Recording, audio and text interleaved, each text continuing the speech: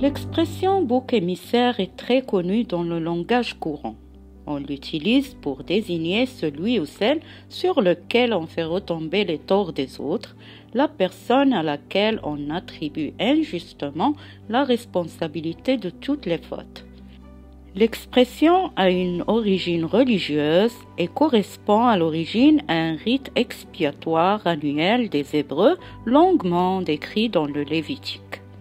Pour se purifier des péchés commis par la collectivité, on choisissait littéralement un bouc comme porteur des fautes du peuple à l'extérieur de la communauté et on l'envoyait périr dans le désert. L'expression est passée dans le langage courant pour désigner la personne choisie pour jouer le rôle de sac de frappe de victime. Dans le cas de la mère narcissique, le bouc émissaire est l'enfant qui reçoit la pire partie de son traitement. Il est blâmé pour tout malheur et pour toute chose négative qui arrive à la famille. On lui reproche les fautes des autres. On lui donne les tâches les plus désagréables ou les plus difficiles à faire. Il est constamment insulté, rabaissé, dévalué, et toutes ses réussites sont ignorées ou minimisées et ses limites ne sont jamais respectées. Et en général, la mère le traite différemment et avec moins d'appréciation et de respect que les autres. Il est une sorte de dépôt qui reçoit la rage de la mère, sa colère et sa misère, ses déceptions et ses frustrations. Et ce traitement permet à la mère de minimiser sa propre culpabilité ou sa responsabilité en cas d'événement négatif. C'est-à-dire si quelque chose d'indésirable arrive au sein de la famille, il y a toujours cet enfant particulier, ce mouton noir à blâmer et à décharger sur lui toute la rage, toute la colère, pour soulager sa frustration et apaiser sa conscience. La mère narcissique choisit le bouc émissaire pour différentes raisons.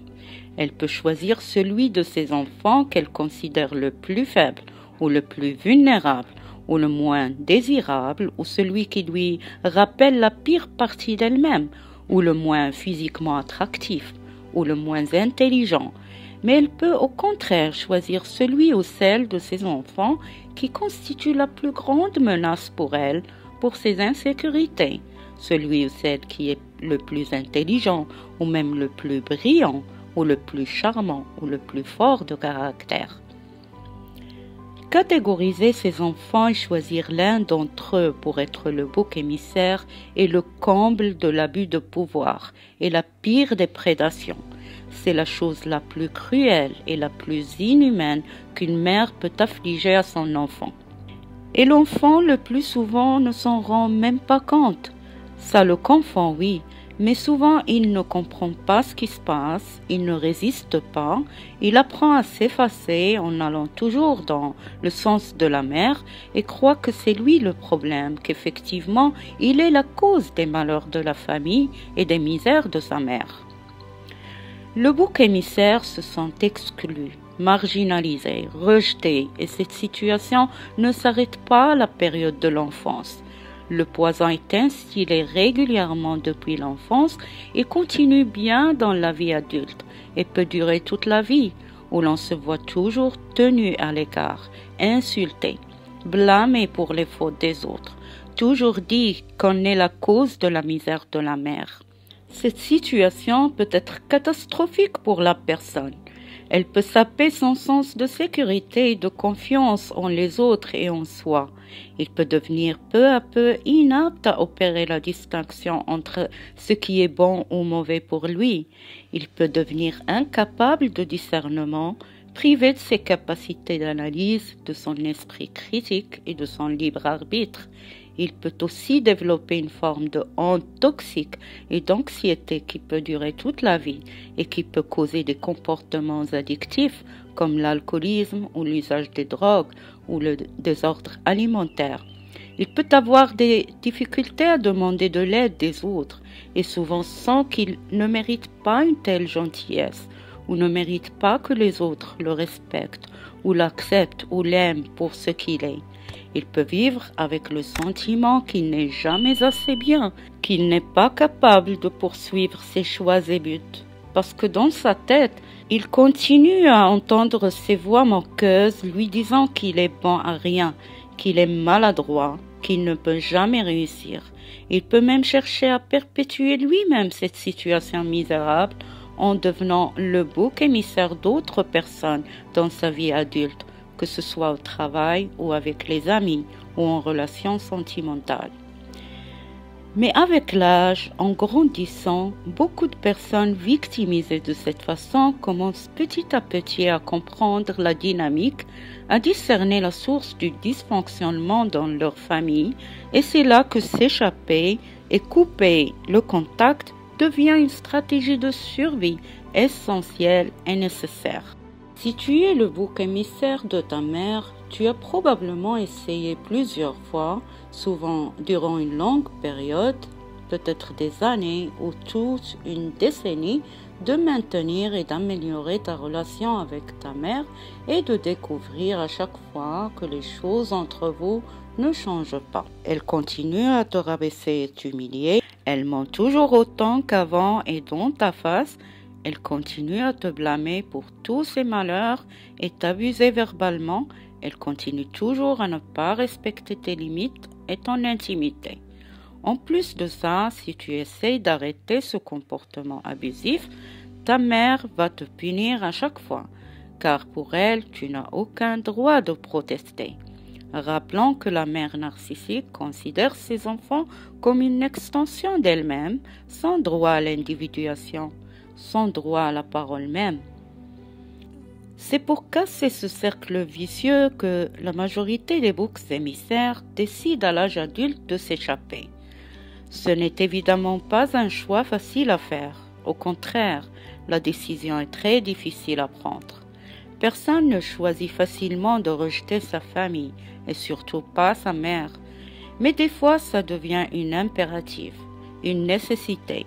Ça devient une décision qu'on est obligé de prendre pour se protéger, pour protéger sa personne des abus continus, pour protéger ses limites et pour préserver sa santé mentale et son équilibre sentimental.